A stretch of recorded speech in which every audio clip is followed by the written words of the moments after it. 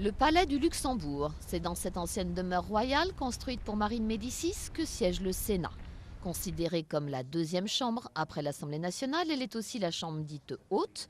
Son président possède des pouvoirs considérables. Il est le deuxième personnage de la République, troisième sur le plan protocolaire après le président et le Premier ministre, car il assure l'intérim du chef de l'État en cas de démission ou de décès. Les sénateurs examinent, modifient et votent avant ou après l'Assemblée nationale les projets de loi, les propositions de loi, les résolutions, les traités et les conventions internationales.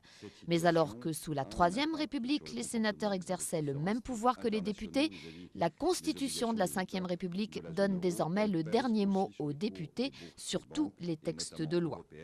Le Sénat ne peut pas non plus, contrairement à l'Assemblée nationale, renverser un gouvernement par le vote d'une motion de censure.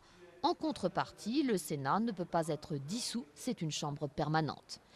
Les 348 sénateurs sont élus pour 6 ans par un collège électoral composé d'élus locaux. L'UMP et les centristes sont actuellement majoritaires avec 39 sièges de plus que la gauche. Mais étant donné que la gauche a remporté beaucoup d'élections locales, pour la première fois de son histoire, le Sénat est en mesure de basculer à gauche.